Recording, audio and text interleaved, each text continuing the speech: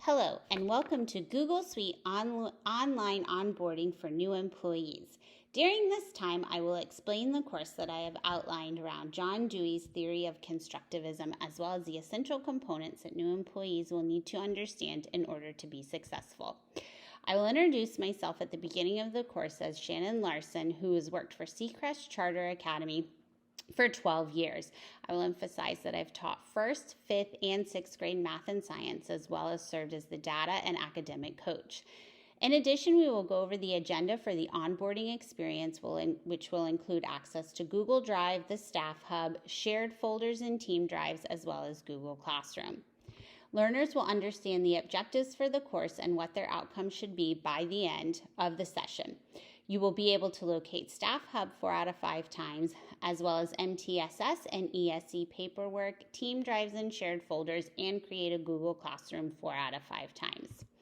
In addition, it will be emphasized that the course was based on John Dewey's theory of constructivism, allowing learners to experience through active participation and social collaboration throughout the course using links provided and work with their peers.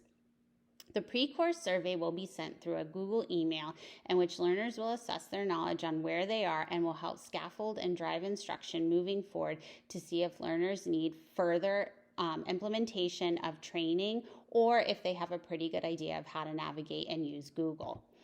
The icebreaker will include a link to a shared document. Learners will select one square. In the one square, they will type their name, and then they will enter 3 things. And the 3 things have to do with the icebreaker question, which says, if you were trapped on an island and can only bring 3 things, what would you bring?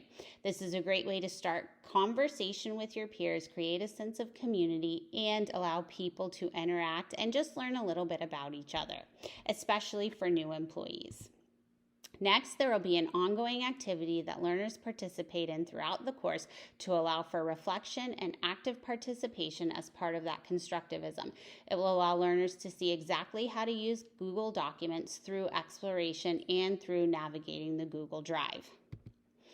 There is a tour of Google Drive at the beginning in which participants, the new employees, will learn how to locate different aspects of Google. We will then move into each component of the onboarding experience, which includes the Staff Hub, where learners will learn how to correctly identify where to find forms, important documents, and they will also participate in an interactive scavenger hunt where they locate different things and are asked through that Google document. Teams will be developed on that Google document, and each team will have their own separate link of a copy of that shared Google document, so that way teams can work together in groups of 3 or 4, depending on how many people.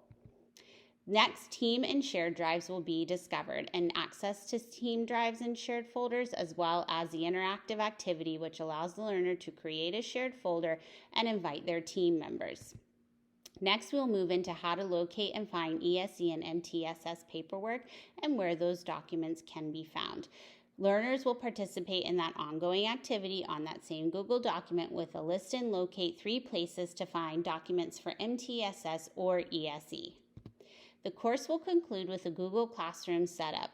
Learners will learn where to access Google Classroom as well as how to create a Google Classroom, and the activity learners will participate in for that active part is to create a Google Classroom and have their teammates join.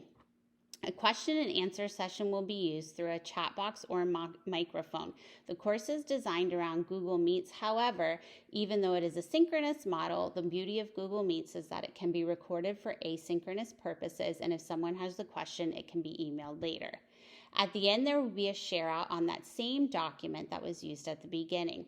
Learners will share their name in one box as well as one key takeaway. The course will conclude with an end-of-course assessment using a link provided on Google Form. We want to thank Google, of course, for allowing us the use of all the things, as well as the article on remote learning and what John Dewey would do. Thank you again, and I hope you enjoyed this tour of our